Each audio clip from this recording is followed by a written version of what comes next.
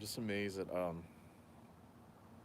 just the process of how the universe works and how this message has kind of come together in the past few days. Like it didn't come to me all at once, and I've been under the weather for the past week. So if anybody's been waiting on their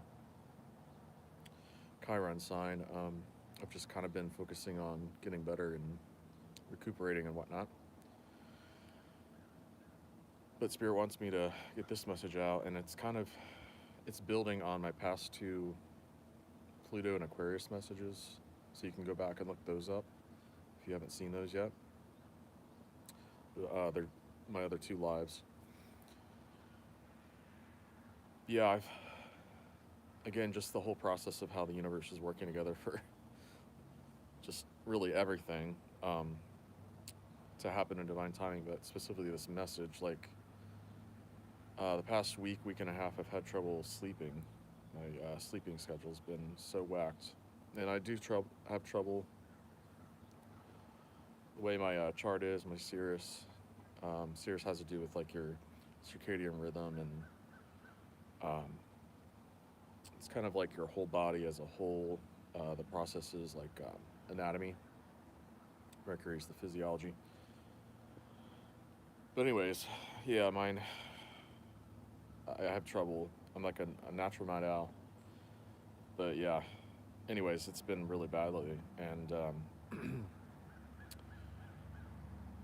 I had to get up early yesterday um, for a reason, and so I never went back to sleep. I say early, early for me. So I was able to go to bed last night, relatively early for me. But then I went to bed at 10 p.m. Eastern Standard Time last night, and then woke up at 3:30 a.m. wide awake, and ended up going to the grocery and getting some stuff to make a meal. But anyways, just got back from doing that. But I say all that to say that I think it's just all part of the divine timing. Like I was meant to give this message because when I woke up with this just an amazing sense of peace and just kind of like angelic presence, honestly. Um, and I haven't always had that, from many parts of my life.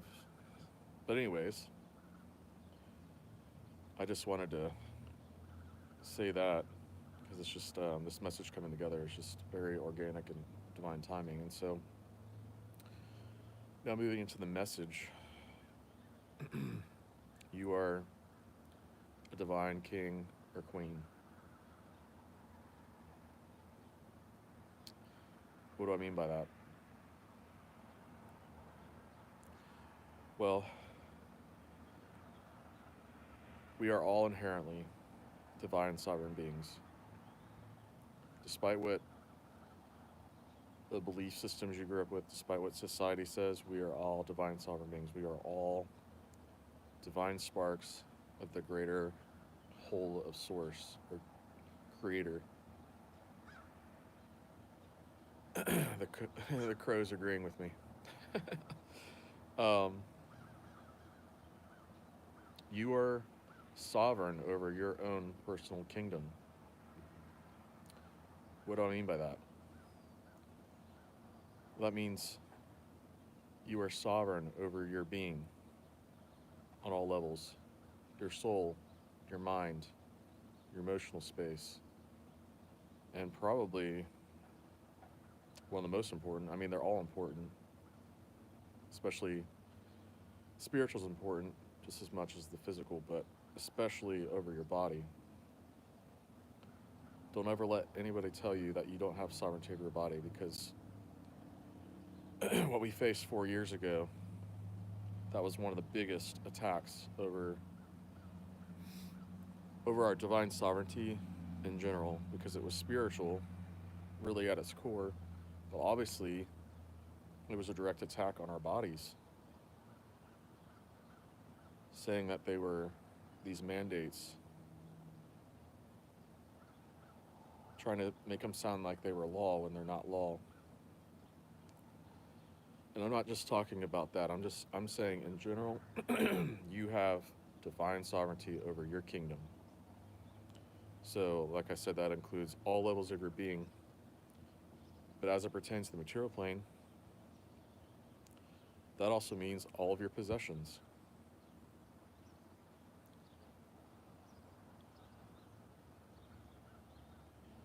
And I get every country is a little bit different with the way their tax laws all are, and I get the government has to raise money to be able to support itself, but what we have is tyranny.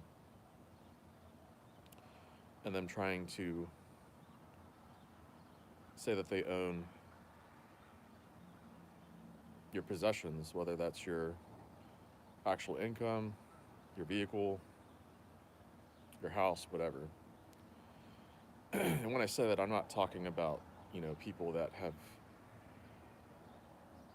gotten a mortgage, because that's obviously a little bit different. But I'm saying when you actually truly have bought those possessions and you own them, but then the government's trying to intercede on that and say that you don't actually own it. That's an extension of your kingdom, your divinity.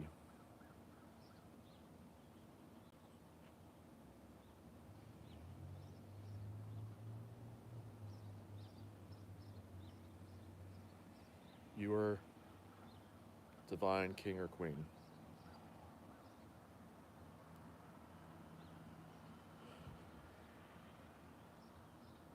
Nobody can truly tell you what you can and can't do. Nobody can force you to do anything. You have divinely ordained source,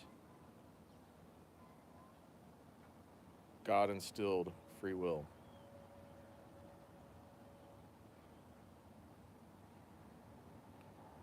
I don't care who it is, your family, your boss, your coworkers, the government. Nobody can truly force you to do anything. You always have a choice. That's just what I want to drive home the most. Now, of course, there have been people that have paid the ultimate price. It's not to say there aren't consequences. There's always consequences to our actions, and there have been people that have lost their lives over saying no and standing up for what they believe in.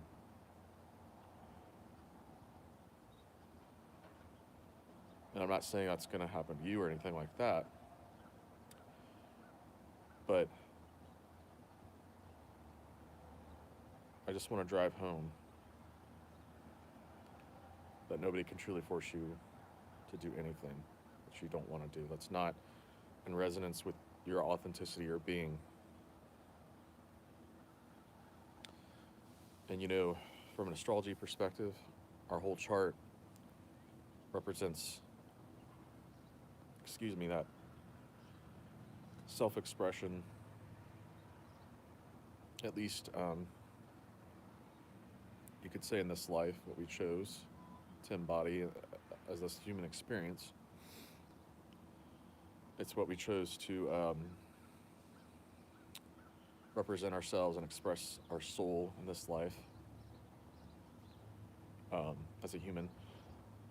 But even more specifically, our sun sign really represents that divine sovereignty and how we choose to really express that divine spark. There's our soul can't really be encapsulated or put in a box for that matter. But I'm just saying, at least, again, while we're having this human incarnation, it's just a little bit of, depending on your sign and your house, placement of your sun, it's just a little snippet of our expression of our soul spark. That's part of the divine whole. But hopefully that makes sense. But Yeah, so now getting back to Pluto and Aquarius, and specifically, I'm now tying in Pluto trining Sedna into this greater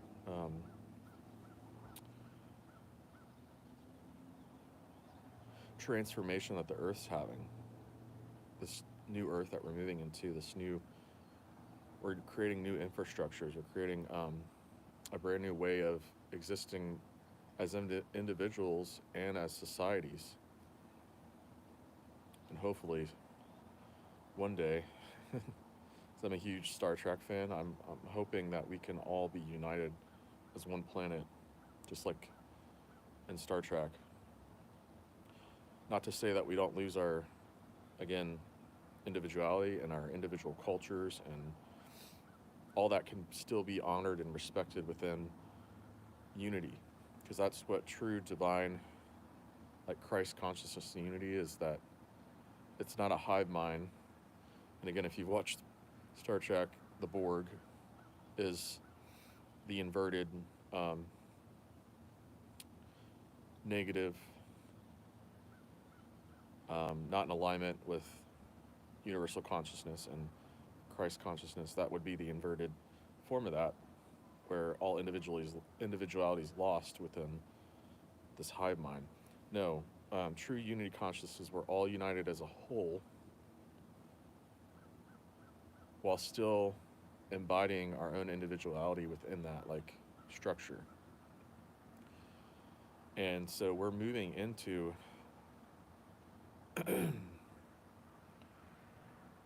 this new system, and way of being, systems, because it's going to have to happen. Well, really, it's happening at the, each individual level. Excuse me. But then, higher up at each country is going to have to restructure um, itself, themselves, and then eventually it will be, the whole planet. And so, as I've talked about with my other Pluto and Aquarius messages, Pluto was in Capricorn from 2009,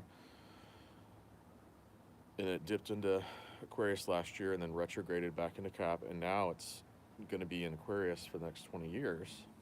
But while I was in Capricorn, it started essentially shining light on all the corruption that was within government infrastructures, people that have authority and power, and it started tearing those structures down, revealing what was happening behind the scenes. And in 2016, Pluto moved into a trine. Pluto and Capricorn moved into a trine with Sedna and Taurus. Now, I'll briefly go over what Sedna represents, because it's a massive energy. It's very multifaceted. It's a higher octave of many planets, so it kind of synthesizes and synergizes many different archetypes into one massive kind of overarching archetype. But she represents, she was actually an Inuit goddess, and in her mythology is from the Inuit people. And essentially she was abandoned by her father. There was betrayal. There's a lot of death and rebirth themes of survival, security. So we're talking, she's the higher octave of Sirius, the moon, Neptune, Mars, Pluto, Mercury, Saturn.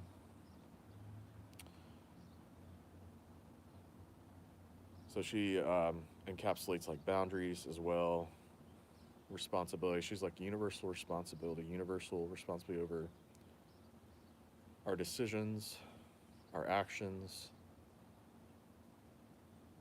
how we find security. responsibility over our emotions. She's a lot of different things. And I actually made a Sedna series last year, if you'd like to check that out.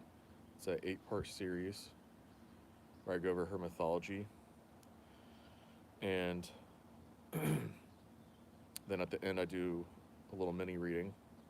It's an 8-part series, and it's in my playlist if you want to check that out to dive a little bit deeper into that. So when Pluto trined her, and a trine, if you don't know, is an aspect where it's 120 degrees between the planets, and it's a very flowing, um, kind of partnership-like energy.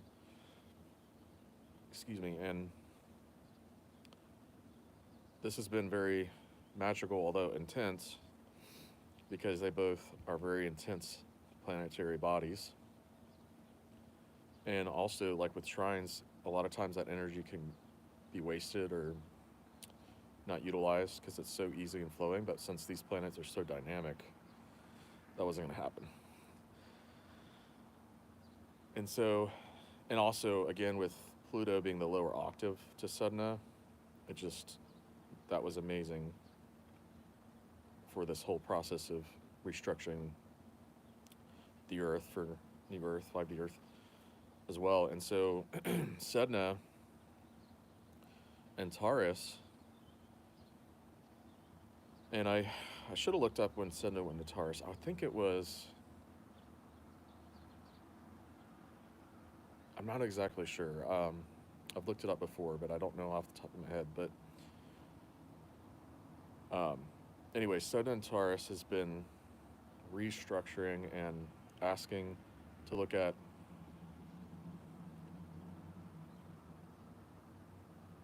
this universal responsibility to how we take care of ourselves and our basic security and basic needs, because that's what Taurus represents, and value and money. So she's really been helping to restructure how we view ourselves and value ourselves. And obviously, every country has different cultures and outlooks on that. But here in the U.S., it's very materialistic, and so I would say for sure here in the U.S. too, like that's being checked by Sedna and Taurus.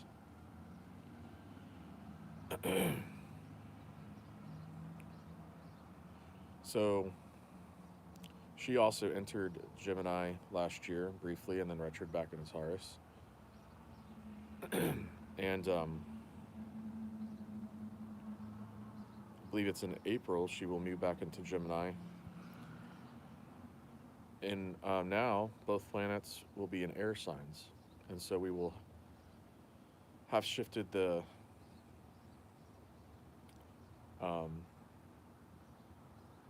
outlook from Earth, the earthly plane, the materialistic plane, to the air, mental, cerebral realm. And so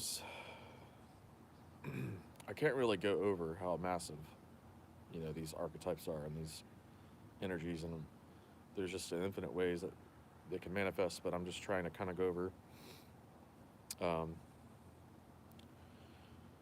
So if I'm shaking the camera, I'm shivering. It's cold out here, but just kind of want to be out here with the sun rising and kind of get that energy, because I'm rarely ever up this early to enjoy the sunrise. But again, if you check out my Sedna series, I go over Sedna and Gemini and what that entails. But basically, the way we communicate face to face. But being in the age of Aquarius, a lot of the communication is happening, through technology. So that's definitely connected, especially with Pluto and Aquarius trining. But even just with Sedna being in Gemini, the way we communicate face to face and just communicate in general is going to transform massively.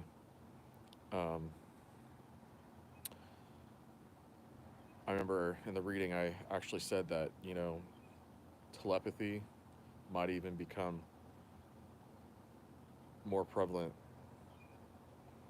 than ever before, or at least in recent human history, is I do believe humans way back were telepathic. That's what I'm hearing from my guides. And so we're going to be moving back into that and explore that again and explore learning healthy boundaries with that. And we're going to move into a new level of, intimacy and how we relate to one another. And again, that just synergizes so well with Pluto Aquarius because it's just transformation on this massive level with communication at the micro level, Gemini, face-to-face, but also the macro with the internet and just groups of people and technology, and also healing modalities that uses the hands, trining with Pluto and Aquarius, because we're going to have so many technologies, but especially like just what I'm talking about specifically is medical technologies that have been withheld for decades, maybe even almost a century, that we should have had. And with Sedna and Gemini, because Gemini rules the hands, there's going to be more healing modalities that involve the hands. So Reiki is going to be really exploding. And my sister does something called balance work. So that might even have a resurgence because, the school was a very small school, that she went to here in Indiana. And sadly, it shut down because of freaking Rona. And specifically, there's a technique called Fremer. It's a highly specialized massage technique that just, I would say, a handful of people know in the world, because there was basically two people that knew how to do it. There was a woman up in Canada, and I think she's passed away since, and then the woman that ran this school. Now, of course, she taught a lot of students. My sister learned it.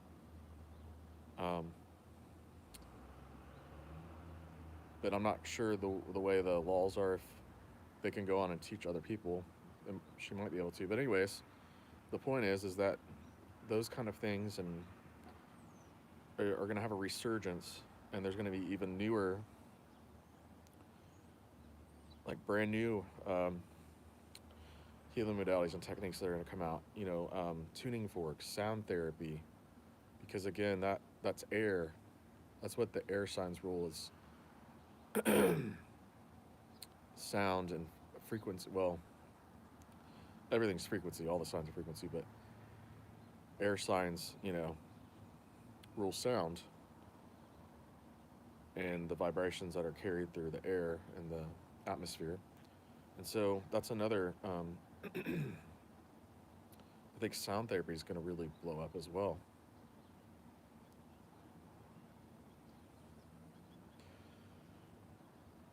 And so to tie this all together,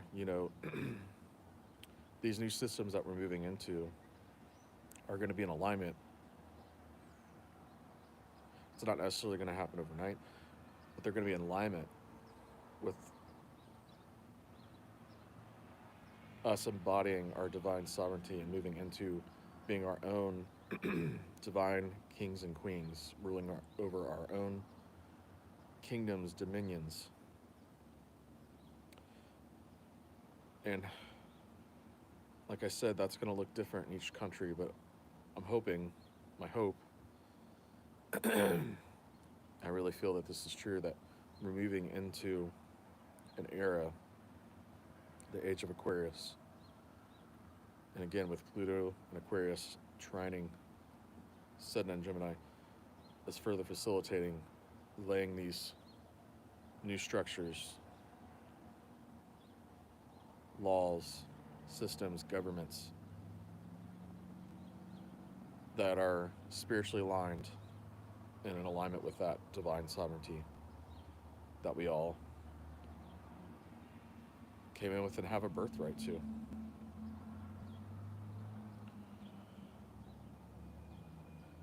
And so I just wish you all well, and I hope this made sense, and I hope this resonated and resonates for those who will tune in divine timing.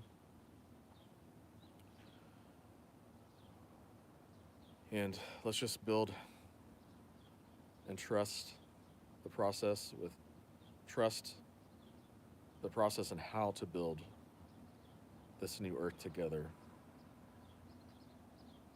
If you're a starseed, a light worker watching this, this is what you came here to do.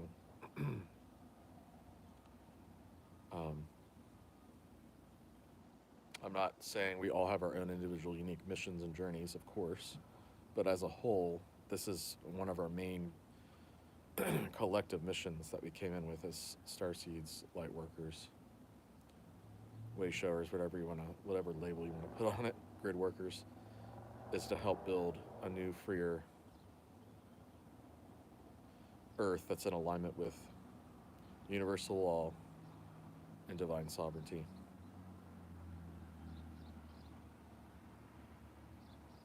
And one last thing I just want to say is your divine sovereignty, provided you're not harming another, you're not trying to, influence or demand or tell somebody, like interfere with somebody else's free will. Your divine sovereignty is not in conflict with universal law, because it's all part of the same thing. Because if you're in your divine sovereignty, then you're not hurting someone. You're not trying to tell somebody else what to do. You're not trying to control somebody else. You're already in that divine alignment. And so these new systems, these new governments will not be in conflict with that. All right, so I think I'm going to leave it there, and feel free to reach out if you have any questions. Always love to answer astrology questions too. And yeah, if you could like this and subscribe and share it, I would greatly appreciate that. It helps out my channel. And it's a beautiful, amazing, fantastic time to be alive as a human right now. We're moving into amazing things for humanity. It's not to say there, aren't challenges, and, there's still contrast, of course. But if we just keep trusting the process and taking the steps and divine timing and guidance, we got this in the bag. The former controllers have already lost. They're just trying to hang on to any last ounce of power they have. So I wish you all well, and I will see you next time in the next live or video or short. All right. Take care.